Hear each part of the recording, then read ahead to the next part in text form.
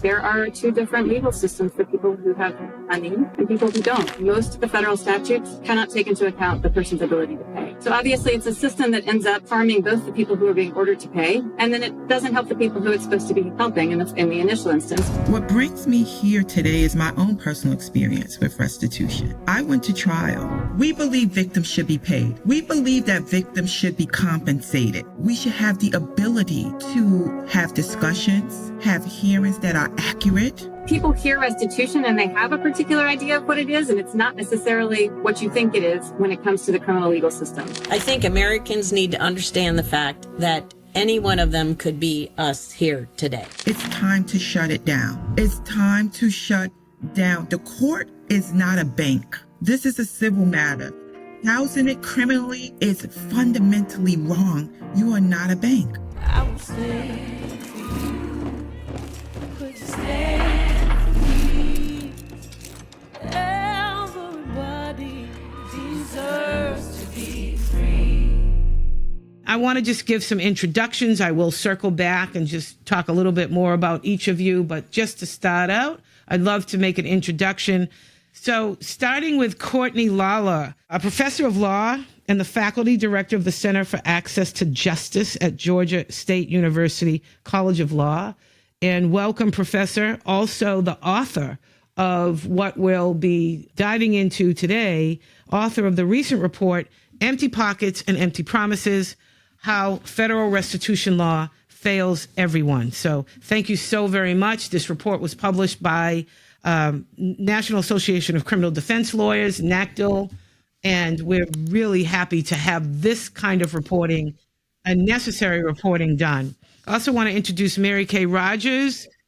Mary Kay, I love it. She starts out as a single mother of 6 and 10 grandchildren. She's a graduate of Xavier University with a degree in accounting. She had a long career in the accounting profession and has worked in both the business sector and government sector of accounting. Tanya Pierce, MBA, is a directly impacted justice architect, systems strategist, and community advocate.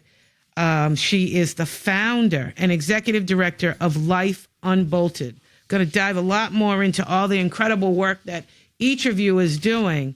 But today, we're here to talk about restitution. Lots of people, including myself, have dealt with and continue to deal with the issue of restitution. Professor, if I could start with you as the author of this very important report to help us first understand what is restitution? What is it?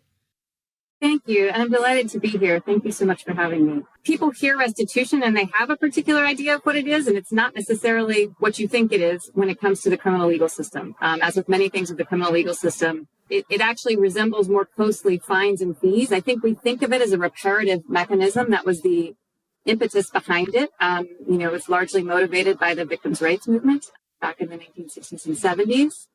And what we've seen is that it has morphed into something that is essentially another form of punishment, another form of legal financial obligation that keeps people ensnared in the criminal legal system. So under the federal system, most statutes require the judge to order restitution. It is not an option. It is not something the judge can decline to do. It is mandatory. And the judge is required to order restitution in the full amount, that's the language, the full amount of the victim's losses, regardless of how much the person who is being ordered to pay has the ability to pay. The judge and most of the federal statutes cannot take into account the person's ability to pay. So obviously it's a system that ends up harming both the people who are being ordered to pay because they end up, being, again, ensnared for many years in the criminal legal system solely because they can't pay restitution. And then it doesn't help the people who it's supposed to be helping in the initial instance, right? Because they're not seeing that money because that money isn't there, right? That money isn't there to help. On that end either. So that's the sort of short answer of what federal restitution is. They describe this, Professor, as an area of quote unquote white collar crime. And your report has really shed so much light on what and who is most affected by these really draconian policies around restitution. Could you help us get a better sense of who are we talking about that right now is the percentage of people dealing with federal restitution? So one of the things I'll just say up front is that in terms of numbers, it's very hard to get them, right? So percentage of people, we have some sense of it in the federal system, but it's a challenge to get the numbers in terms of how much restitution, individual people owe and what's happening. So I think data is a big thing we don't have. But what I will say is from what we know in the federal system, it's the people who are ordered to pay restitution are the same people who we ordinarily see in the criminal legal system, right? I think, again, there's a misperception, as you say. People think of Bernie Madoff, right? They think of the old white male who has a lot of resources who's being ordered to pay restitution. And that's not the norm, right? The norm, it reflects the same demographics as the rest of our criminal legal population, right? It's the people who are charged. And so there's, the same percentage of more or less people of color, same percentage of women. It's not a whole old white men who are getting ordered to pay restitution. It's everybody who's in the criminal legal system. And let's talk about what they describe as a large number of people who are owed, or entities, I should say, who are owed the restitution. So, for instance, the report shows that a large share of restitution recipients are corporate victims, so to speak. And it caused me to pause and to really think about that, because that, in a lot of cases, could be a lending institution, a bank, or a mortgage company. And we went through a significant period of what is described as predatory lending, where banks and mortgage companies were bailed out. And yet there were still so many people entangled in that who were stuck with these exorbitant restitutions for one reason or another, often too often, we'll talk about later, that necessarily hadn't been proven. The amount or the actual incident itself that led to the conviction and the restitution. How does that work? Isn't there some sort of constitutionality that we should be thinking about in terms of getting these institutions or these entities getting some form of unjust enrichment if they've been bailed out in some way, but then now we have people who can never pay these restitutions on the hook and just mired in this debt? Yeah, I think it's an important point in terms of who we think of as what the statute terms a victim, right, in these cases. As the report points out, when you look at federal restitution, 37% of the purported victims of restitution are federal government agencies, right? The other 60%, as you said, includes corporations, it includes businesses, right? It includes state agencies, as well as individuals, right? We don't have a specific breakdown of that approximately 60%. That information, again, we don't have.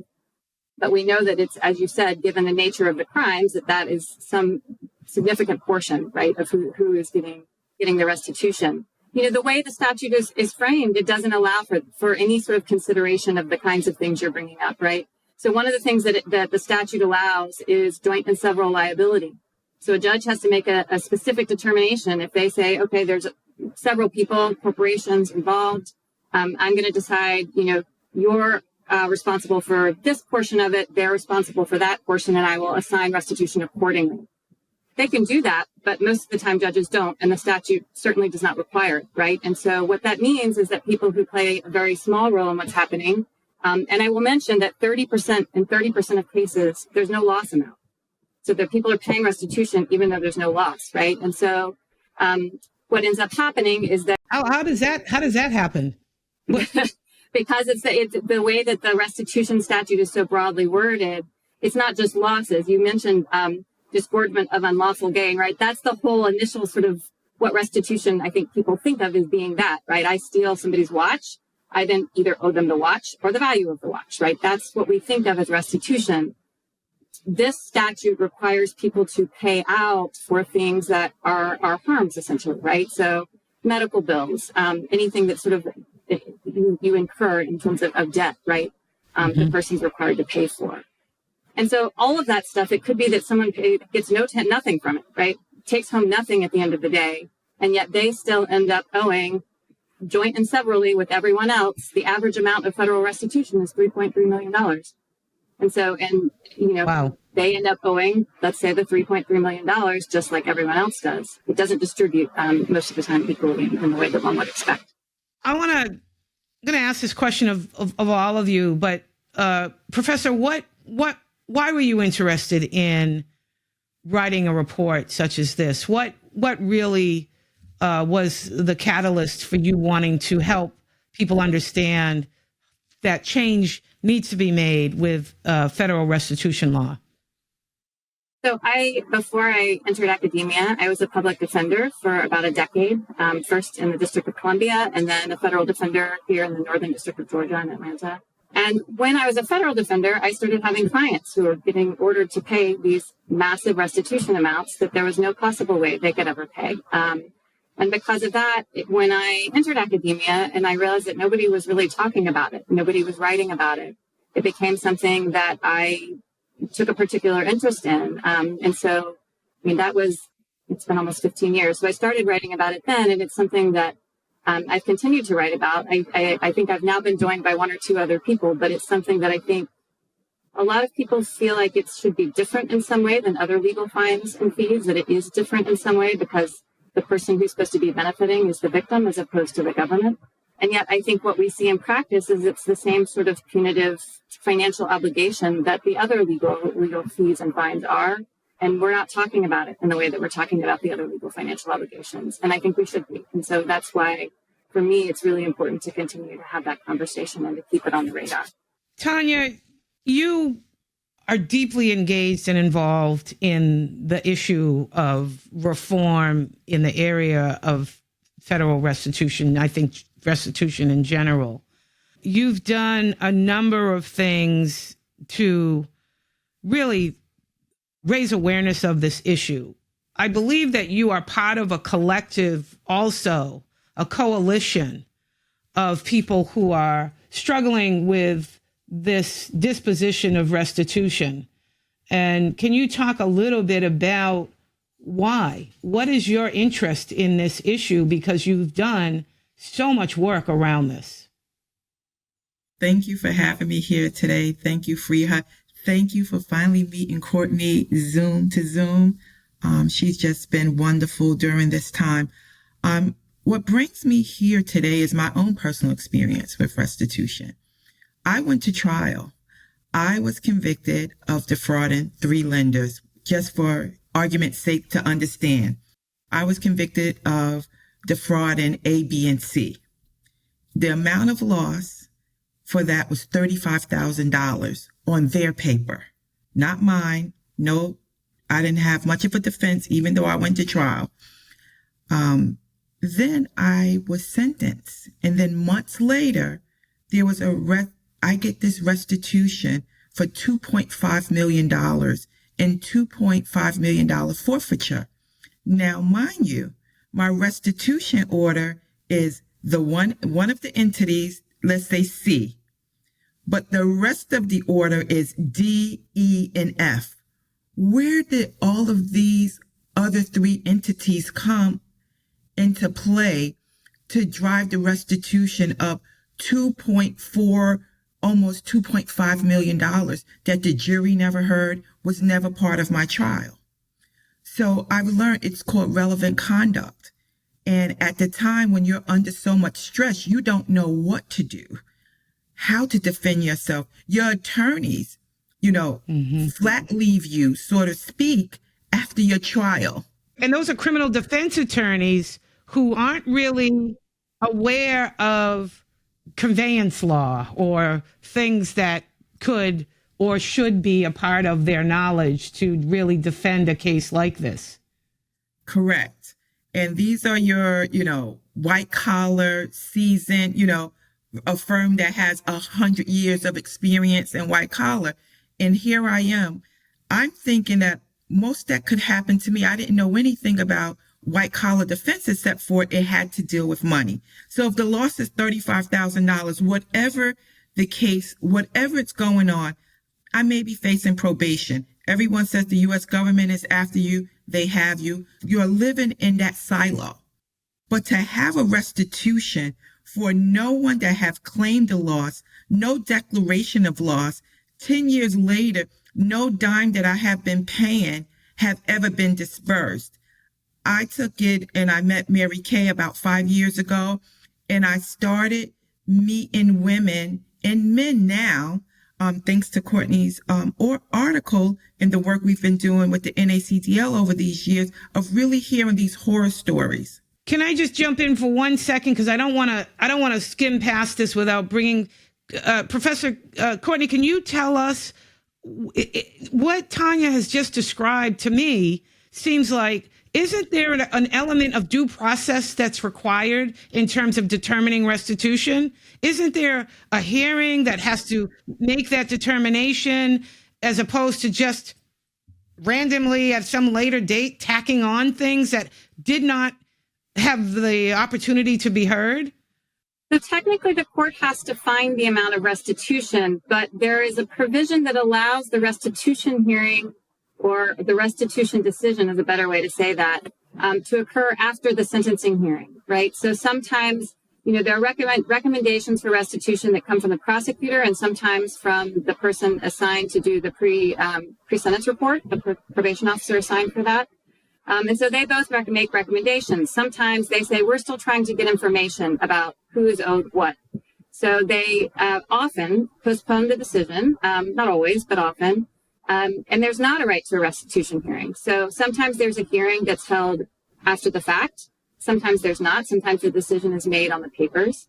I think there should be a right for somebody to be present at the restitution hearing if there's a decision that's made after the fact. Just as they have a right to be at a sentencing hearing, there's both a constitutional and a statutory by law right to be at your sentencing hearing.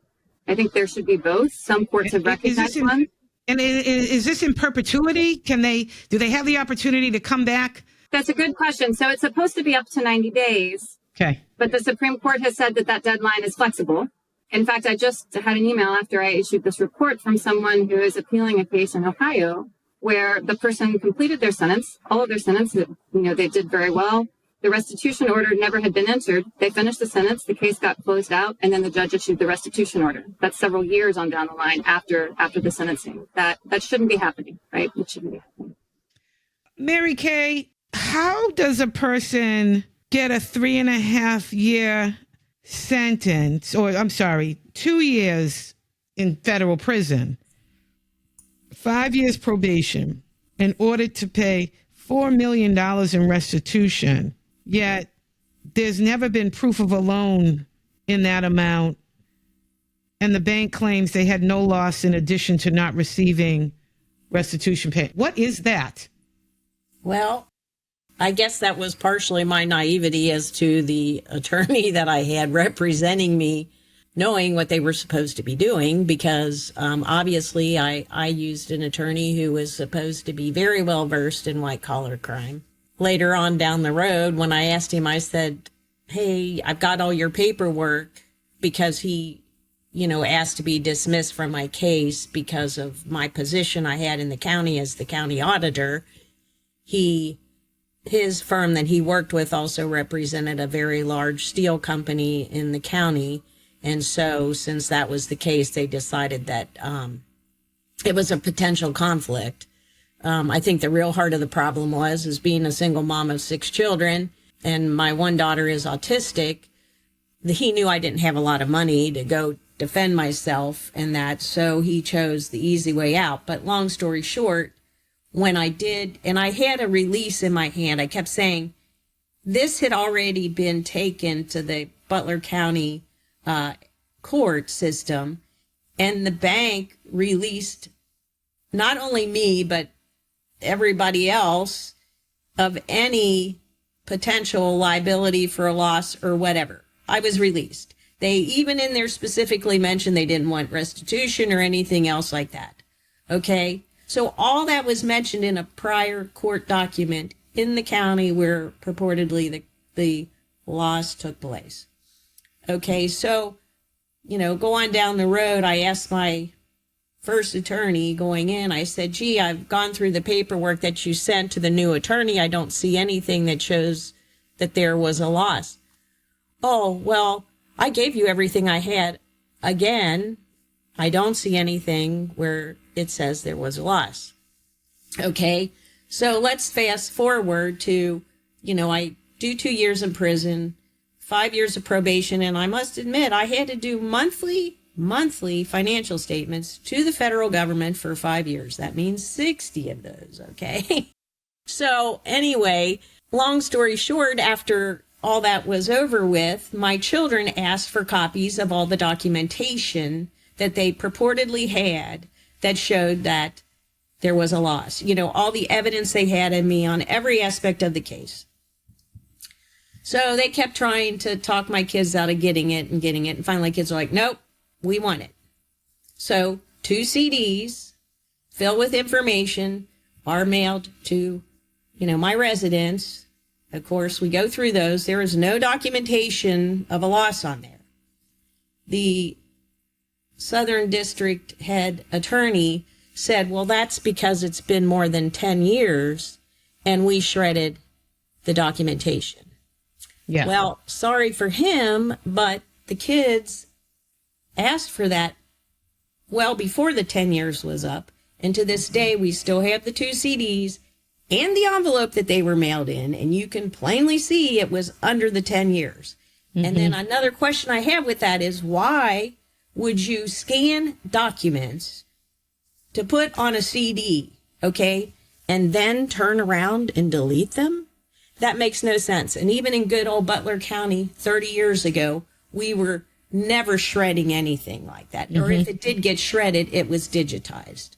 Let me ask a question, because both of you have described your individual entanglement with the federal government, with being indicted and prosecuted and incarcerated, and this struggle with restitution. I am a full believer in full transparency. I was a criminal defense attorney primarily, and I had a small area of practice on real estate conveyance. I made a mistake 20 years ago. I used money from one of the, albeit predatory lenders, but that doesn't matter in terms of my mistake. I take full responsibility for it. I voluntarily surrendered my license to practice law, and I was sentenced to serve 2 years. I misappropriated that money and was always self-reported my transgression, and I have been paying restitution since 2009-10, when I left to go to federal prison for 2 years. My question to us, to those of us, and Professor, I'd love to have you follow up with your thoughts on this, but Mary and Tanya, for those of us who have, whatever the circumstances, have paid a significant price in what turns out to be in perpetuity, that does not allow us to ever put this behind us and move forward. What should we do?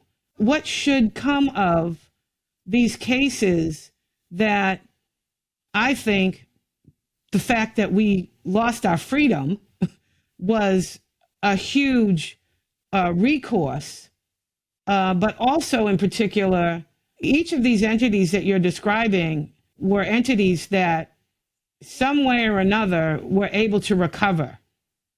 How do we move forward? What are the things that you want people to know about what I would think would be what we would call back in my criminal defense days, an over sentencing, something that leads to something that just will destroy a person. And particularly when we're talking about entities that long have recovered from any malfeasance. And I'm claiming my own malfeasance. I am not putting that on either one of you, that may have any financial harm that may have been caused. What do we do about this, and how do we stop this false narrative about who we are, but also that we deserve to be ground to a powder in these financial restitution cases?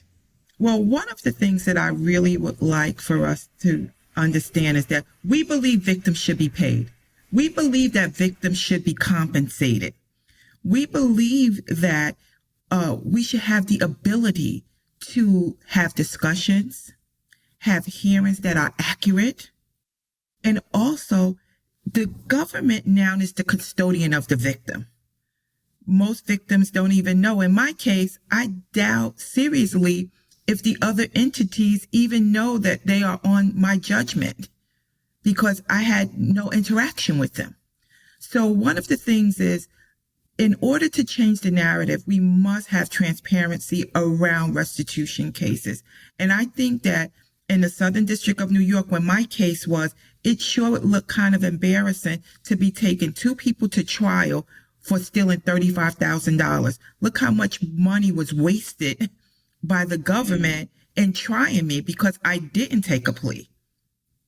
So one of the things is that narrative. Let's push that out. We do believe victims should be paid. We believe in restorative justice, but there's none in white collar. They have it where it's violent crimes. You can meet the person, meet the family of the victim, and have discussions. We're just still saying that we want our day in court when it has to do with money, because this is a life sentence. And that's what I would really want us to have is our day in court and have a discussion. For us who have no victims and we've been paying into a system that has not given a dime out, it's time to shut it down. It's time to shut down. The court is not a bank. This is a civil matter. Housing it criminally is fundamentally wrong. You are not a bank. So I think, that's the start of just getting a narrative that, as you know already, I go around really discussing restitution.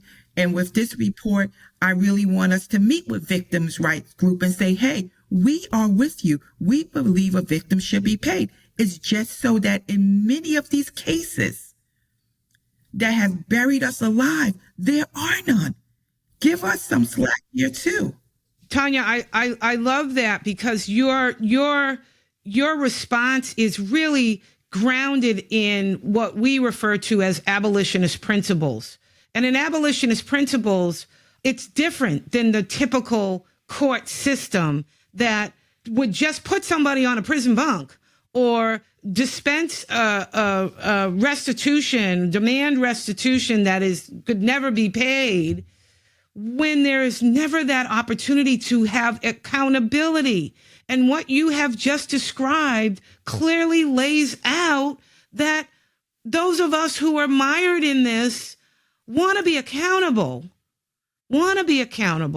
but allow it to play out in ways that actually cause or provide an opportunity to address harms across the board.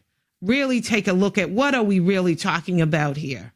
I love how you describe that, Tanya, and I love how you make it very clear that nobody's trying to skirt responsibility. We are trying to be as responsible as we can in the reality of the circumstances.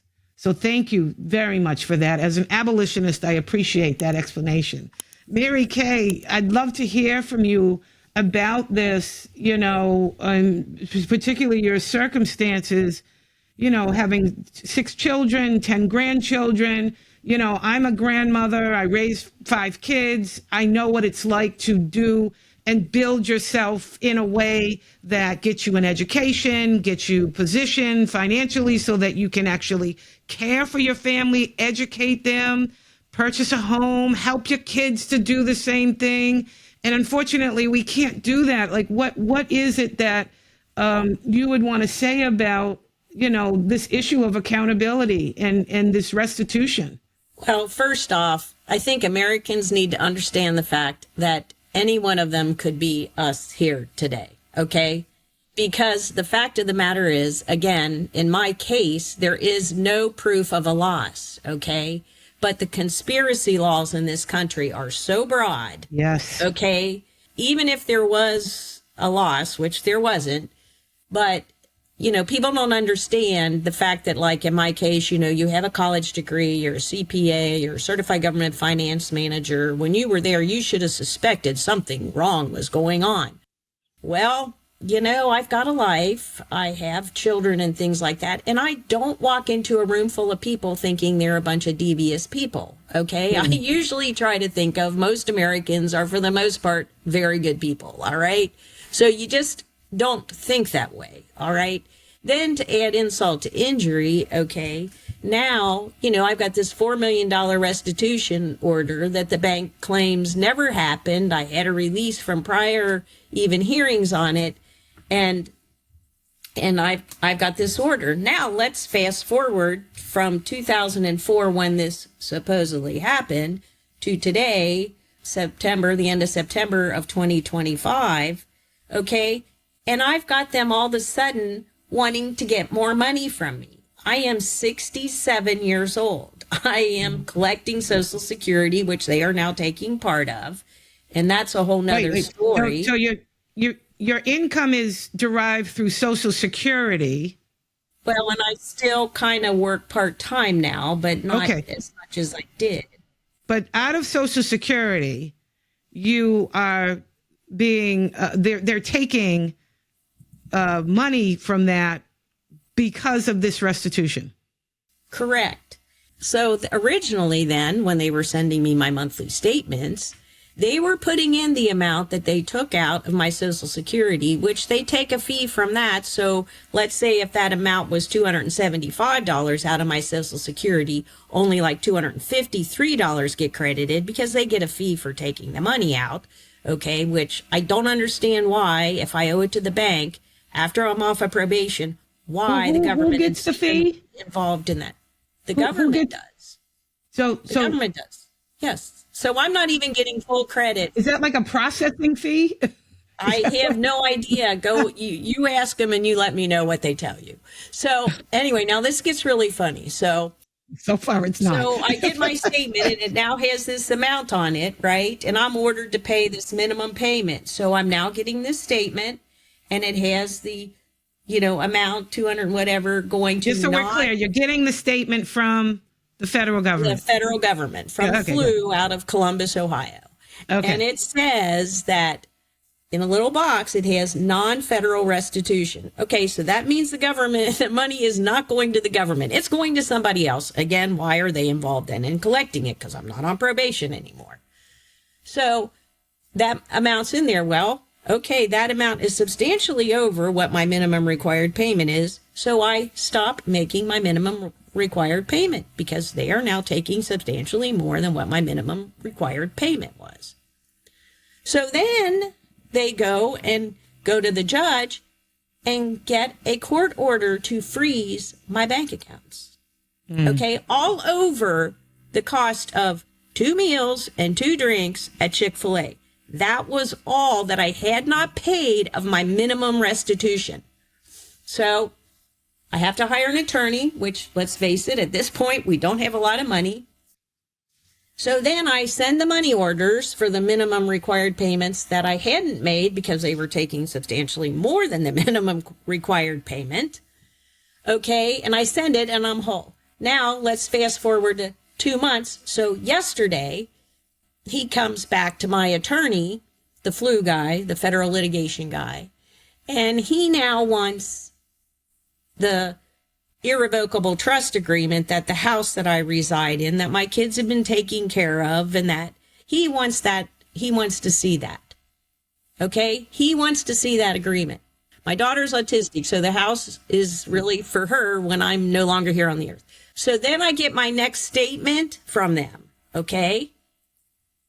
My amount that they're taking out of Social Security is no longer showing up on that statement. Just my minimum required payment. Okay, now we're supposed to be transparent in our country, right? So, but if I look at my ending balance from the prior month and I look at my now ending balance, they're giving me credit minus their fee for that Social Security payment and my minimum required payment. But yet the only payment that is now showing up is the minimum required payment. Okay? When you're an accountant, that's very confusing. Yes. So, and it's not very good math either. Boy, it's not only confusing, it's frightening. It's scary. And the thing is like today, I'm like having anxiety because I don't know what the next thing they're going to do to me. And you can't afford to have somebody represent you. And they know that. So they just want to abuse you. It's horrible. It's disgraceful, actually. It is. And this is why stories are so very important, to hear the level of struggle that people such as yourself, Mary, and Tanya, and all the rest of us mired in restitution have to endure. And and a lot of times arbitrarily it's based on, who's making the decisions at the time. Maybe somebody else comes in and it's a different tone or tenor to how they want to, or what they want to focus on, and restitution isn't paid attention to. And then all of a sudden it is, it's this up and down of constant fear, emotions, increased financial insecurity because you're never feeling like you're financially secure. Professor, what can we do about this? What are some of the things that are happening to make recommendations around making this better? I wanted to start in terms of answering that question with the question you'd sort of answered before. I mean, you'd asked before a little bit, right? In terms of, I think some basic things, and you hit on it, both you and Tanya, right? In talking about, not every victim wants restitution, right? This is not something that everybody wants in terms of an accountability mechanism. There's no ability for them to say, we don't want this, right? It's a mandatory requirement. So the first thing is to find out if that's even something they want, right? The next thing is to take away the requirement that it be whatever they calculate as the full amount of losses, and allow them to take into consideration a person's ability to pay, right? And so then maybe you have an amount, maybe they do want money, monetary compensation, right? So then maybe you can negotiate what amount makes sense, right? And makes sense given the person's ability to pay, and makes sense, again, taking into consideration both sides of that, right? What people want. There's a thing that comes out in Supreme Court opinions called the anti-ruination principle, right? The idea that you shouldn't be requiring somebody to have to pay a legal financial obligation in the criminal system that basically takes away from their ability to live on a daily basis. I think courts need to be thinking about that a lot more when they're imposing these restitution sentences. Justice Thomas, the Eighth Amendment, yes. Okay. Yes, in a case called Timms versus Indiana is where he talks about it, which is a forfeiture case. It's not something that's divisible on party lines on that, right? It's something that's recognized across the board. I also think there's things, I think Mary Kay has talked about before, talking about trying to reach a settlement, right? Look, I'll pay X amount and then let's be done with it. That's not an option. Prosecutors' offices at this point say that's not an option, but allowing for something like that, right? The cap, I think right now is supposed to be 20 years, although we hear stories about people who have their restitution extended beyond the 20 years. I think the cap should be much shorter. And frankly, there shouldn't be a mechanism to extend that time, right? And then finally, again, sort of answering that first part of your question, just as we see people can ask for pardons, there can be remissions for restitution that I think should be easier to obtain, right? If you've completed the rest of your sentence, there should be some way to say, look, I've done the time, I've taken responsibility, I've done the acknowledgement in the way that we're talking about, right? And again, all of those I fully recognize are within the confines of the criminal legal structure that we have, right? So putting, for right now, abolition aside, right? I mean, just sort of recognizing, what we're talking about in terms of that context, But I think there's other things that we can do, again, within the system, if we're talking about staying within what the current system is, to make sure that the transparency that we're talking about is there, right? And to say, look, we have a regularized proceeding for it. The defendant has a right to be there, has a right to be there with counsel. They have a right to get, once somebody's been ordered to pay a restitution amount, they should be able to get regular accountings, right? Monthly accountings or yearly accountings of here's how much has been paid in. And if it's a joint and several situation, here's how much everyone is paid in and here's how much has been paid out and to whom, right? Here's how much more you owe. There, we should be tracking what's happening in ways, that allow us to have a better sense of what's happening. Because again, I don't think people realize what's happening with restitution, right? I don't think there should be, the other thing that's out there is if there has been, let's say, some sort of settlement, a pre-plea settlement, say, or some sort of civil settlement, and the amount of money has already been paid up, there's not an allowance in the criminal legal system to take account for that, right? And so it ends up being, in some ways, double compensation to have some sort of unjust enrichment. Right. The one other thing I'll just mention is, I when I say that victims should be able to say they don't want, and I say victims using the legal terminology in the system that as a shorthand, but that they don't want restitution. Right now it goes to the federal government. So speaking of that, right, I mean, there's, any of the interest payments, any of the, penalties for late fees, which I also think should not be there. Those are all going to the federal government, Treasury Department, because victims, if there's not a way to find the victim, it just stays with the federal government. All of those recommendations really make a lot of sense. And I think that we should dive even deeper about these conversations and really open this up some more to think about this, and it's a strange way. I get it. I understand procedurally we're in different places with these two examples that I'm about to give, but it reminds me a little bit of bail. We have people who are given a bail. They could have pockets of money or access to resources and money and pay their bail. And regardless of, whatever, they're not held pretrial. They're not sitting there just because they can't pay their bail. Same kind of goes when you think about it for this issue around restitution. I get it. We're talking, different things here.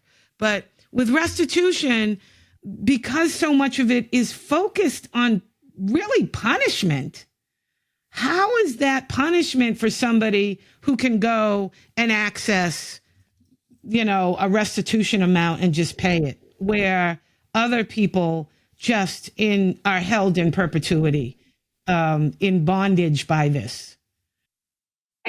I think it's what we see across the board, frankly, in the criminal legal system, right? I mean, there are two different legal systems for people who have money, and deep pockets money, right? And people who don't. And so while they are different parts of the process, it's the beginning and the end of it, I think you're absolutely right? The financial impact and the experience, therefore, of the entire carceral system is entirely different for people who have a certain amount of resources and those for the rest of us, right? I mean, this is another example of it. Well, Tanya and Mary Kay, I want to give you guys the last word on this. What haven't you said that you would like people to understand as we make plans to discuss this even further after this? But what haven't you already said that you'd like people to understand? I think that Cortney alluded to this, that there needs to be an end to all things, okay? Especially if their true goal is that we get rehabilitated, that truthfully, once we're done with our time and once we're off of paper, we're done, okay? And that should be the end of it. If we do owe restitution to a place, that should become a civil matter, not a criminal one, and leave that up to the victim and the person that, did take money, okay, to hash that out, okay? But again, like in my case, I'm 67 years old, and now you're coming after me for more? Like, am I an indentured servant to the United States of America? That's what I call myself, an indentured servant to the United States of America. What I would like to say is that I think it's time for us to pull the veil of shame off and let's start having this conversation more, because it's affecting more people than you would possibly imagine. And it's from all walks of life. Yeah. And this is not about really even about, wealth and poverty. This is a humanitarian crisis. People cannot live. People cannot get back to work. I recently had a conversation with someone who is 70 plus years old trying to get a job at Instacart because he has a $9 million restitution and suffering from cancer. Come on. This is a humanitarian crisis that we need to take away shame being accused of money is not that you actually owe money or that you've been found guilty and been to prison, but really have this tough conversation about let's clean up the financial litigation unit so that victims can be compensated and people who don't owe or on the margin can have a settlement and move forward. It's just that simple. And that's why, because of Mary Kay case and my own case and so many others, that's why I'm in law school, because this has got to have, we have got to have a constant voice, not a pop-up and go back under. And isn't that what has to happen, what you're saying, both of you, Mary Kay and Tanya? But the transparency and creating those places and spaces to have dialogue about this. We live in a capitalist society. These kinds of transgressions happen all the time in a society that is only focused on money and capitalism. And we need to work on prevention. We need to be able to lift the veil and not be afraid of saying, this happened. This doesn't define who I am in totality. This was something that is just one piece of a life experience out of the totality, the alchemy of all of the life experiences that I've had.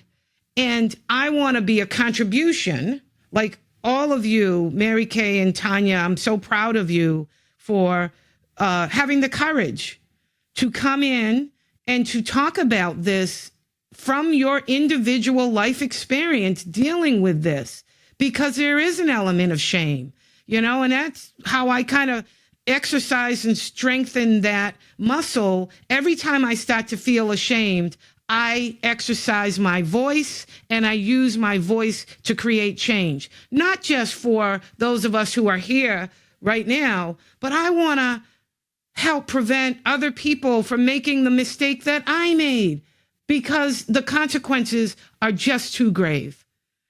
And so I want to say thank you. Thank you, Professor, for this absolutely incredibly important report. There has not been information this in-depth. I have never seen it when we're on a listserv together. And when Tanya published this in the listserv, I jumped out of my chair because I just thought it was so timely and necessary. So thank you. And Mary Kay and Tanya, sisters in the struggle, let's continue to find ways, along with Professor, to create more of a platform for this issue and to do some policy work around this to create the change that we need. I want to say thank you to the three of you. Onward, and we will continue to have this conversation. Thank you so much. Thank you. Thank you.